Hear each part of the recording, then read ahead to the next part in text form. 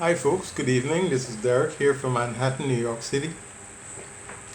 I would just like to share some thoughts with you tonight, as I was laying in bed for a while and checking out my tablet. Incidentally, I got my tablet refurbished because the battery had been dead and I had to, it was put away for a few months and I missed it. I can't get to do my videos the way I would like to have them done on my phone, so I use the tablet. It's a bigger screen and it's easier to handle. So now I'm back on the tablet screen. Yes, I was scrolling through tonight on TikTok, and I've been seeing the usual ramblings about Americans of color. I'm saying Americans of color because it seems that the Americans who some call themselves Black Americans, some call themselves African Americans. I'm not sure what they call themselves. This is the dilemma with Americans of color, or Americans that look like me. I'm not going to go back to the times when many were brought to this continent as slaves.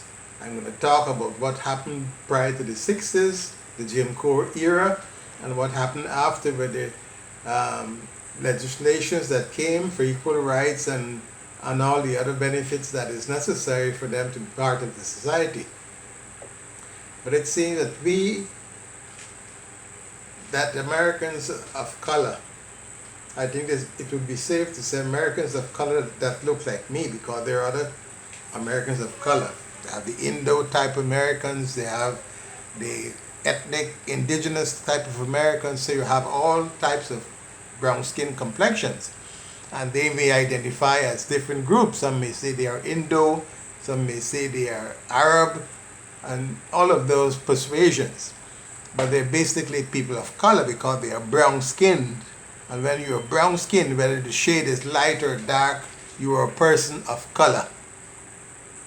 The pale skin, or so-called white or European or Anglo-Saxon, is not a color. Pale skin is not a color. What we call white, that is not a color. Brown skin is a color. The different complexions of brown is a color. Let us make man our own image. All of this started in the dark. We are products of the dark. We came from darkness. And from darkness created all of those different colors and complexions that we see today, all came from darkness. The root of all things is the dark. So when we say we were the firstborn of humankind, we are not lying, we are not fooling ourselves. People that look like me were the firstborn of humankind, whether it's on the continent that we call Africa, or whether it was some other part of Africa that broke off and we call the American continent.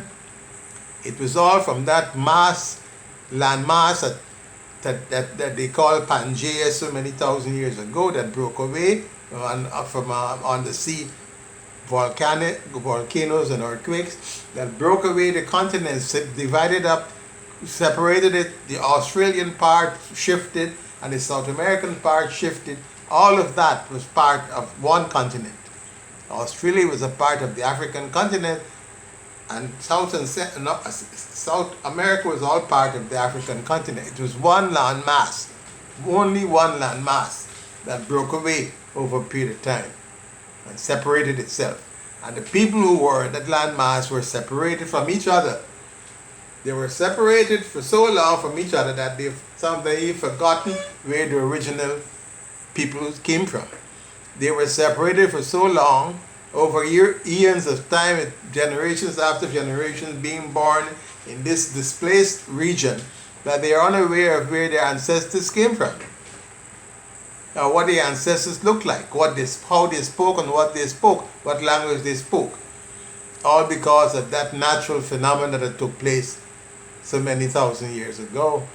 Today we have all of these mixed people, ethnic groups that came about, some through colonization, rape, indoctrination, integration and all the other things that go with integration, social cohesion, all those things created different brown skin colors, complexions, curly hair, straight hair.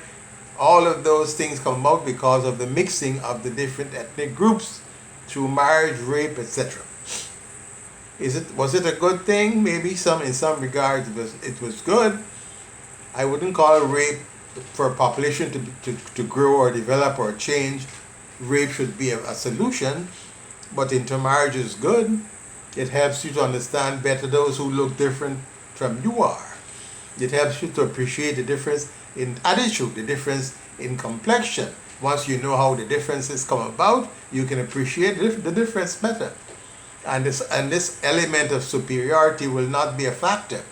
But when you're separated from the differences in color, you can be easily swayed to believe that you are superior to others.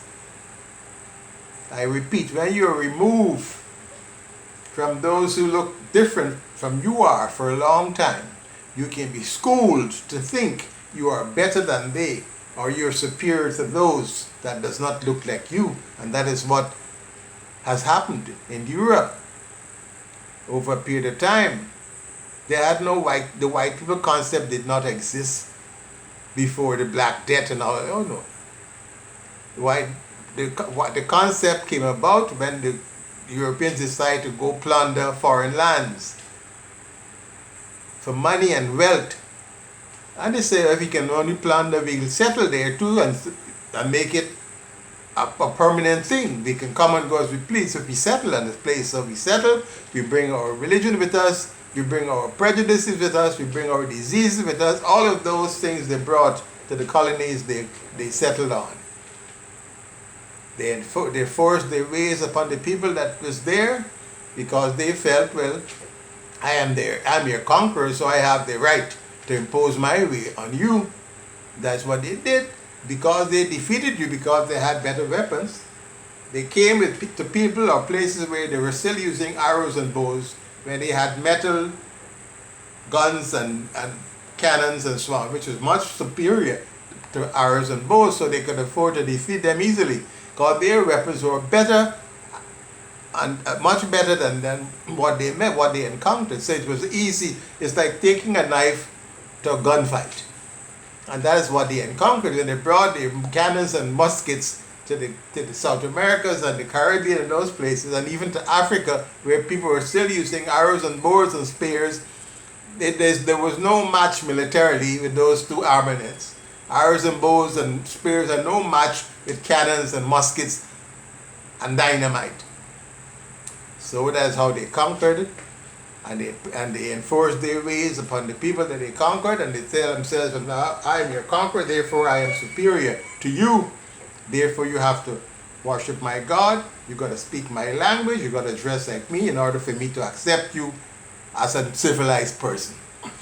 I repeat, you got to think like I do, you got to dress like I do, you got to learn my language, you got to learn about my God, you got to go to my church and practice my religion, and do all these things that I do, for us to say, well, you are now a civilized person, or you are now civilized people. That was the mentality they portrayed, and that was all those decades that they had, hundreds of years that they went to all those places they went, they all did it. The British did it, the Portuguese, the Germans, the Belgium, the Italians, the Germans, yes, they all did it, and the Spanish. They all walk with their prejudices and their cultural indoctrination, and they indoctrinated those they conquered. Today we have this problem. All of this problem with color and identity problems and nationality problems and all of that stem from colonization. If you go to Europe, you don't hear them talking the way they say, I'm Italian, or I'm European, I'm Italian, I'm German, I'm Russian, I'm Portuguese, you don't hear them having these problems with culture, with identity problems, because they are where they were born and raised, and they have always been there. For as long as they can recall, they've been there.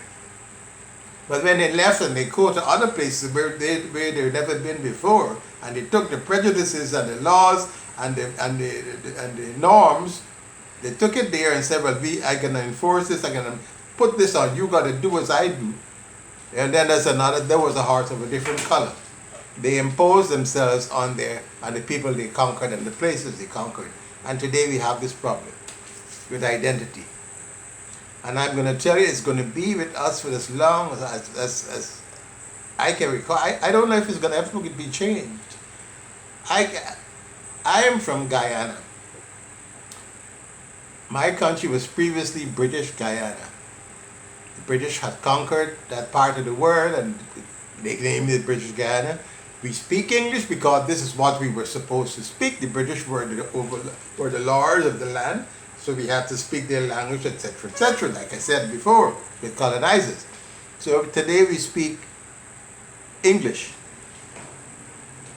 Blacks were brought there as slaves, just like how they were brought from any of the Caribbean countries in the Americas as slaves from Africa.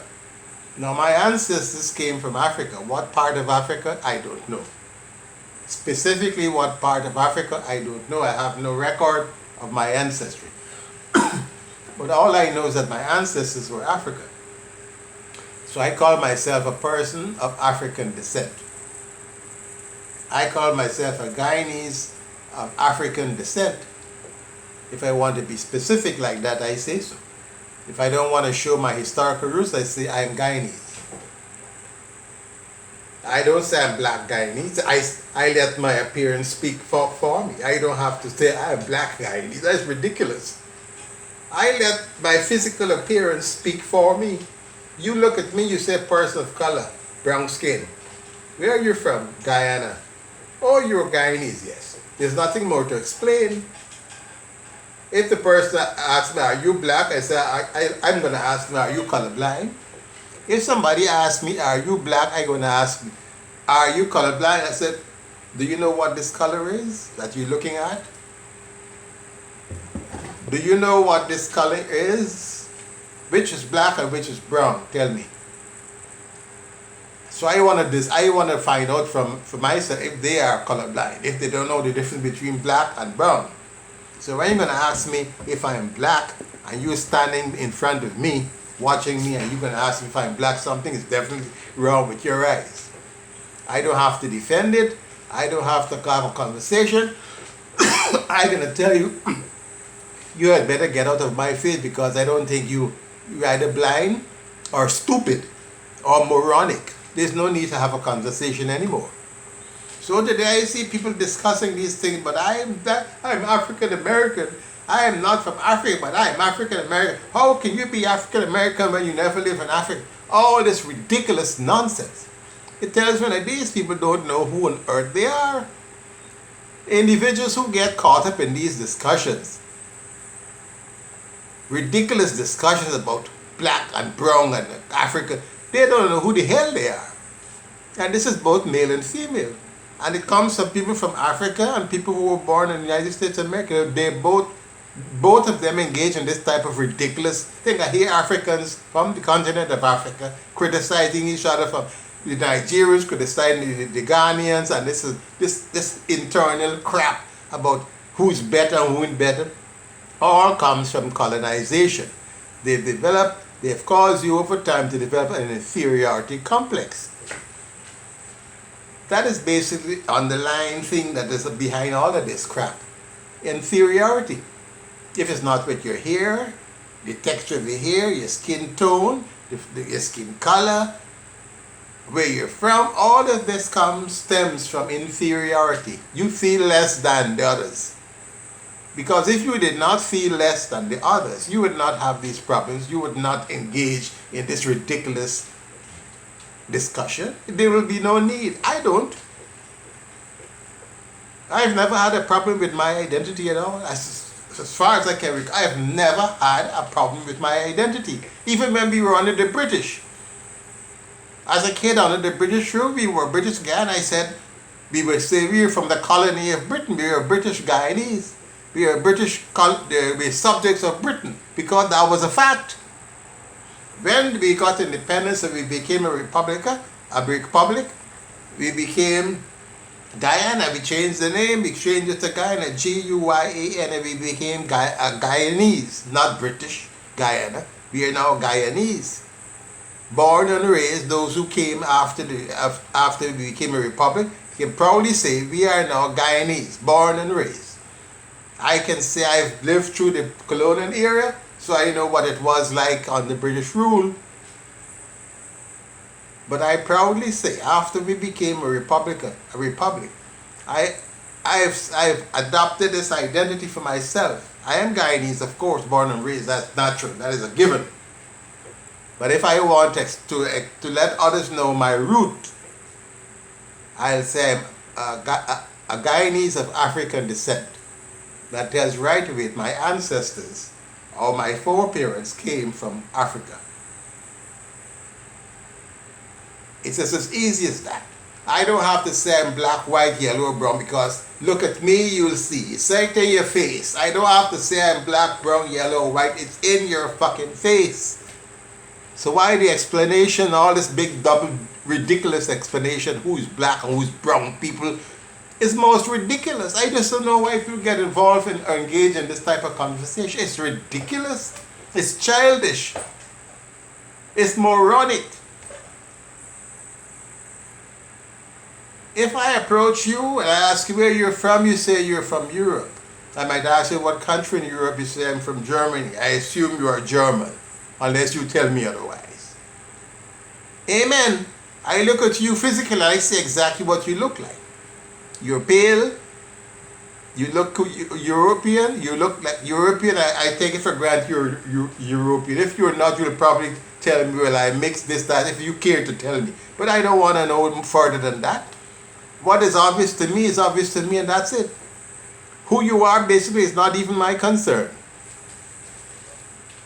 Who you are, or who you think you are, who you identify as is not my concern. So why make it a big issue? Why make it a big issue if I don't like this identity from another identity? Why make it your concern?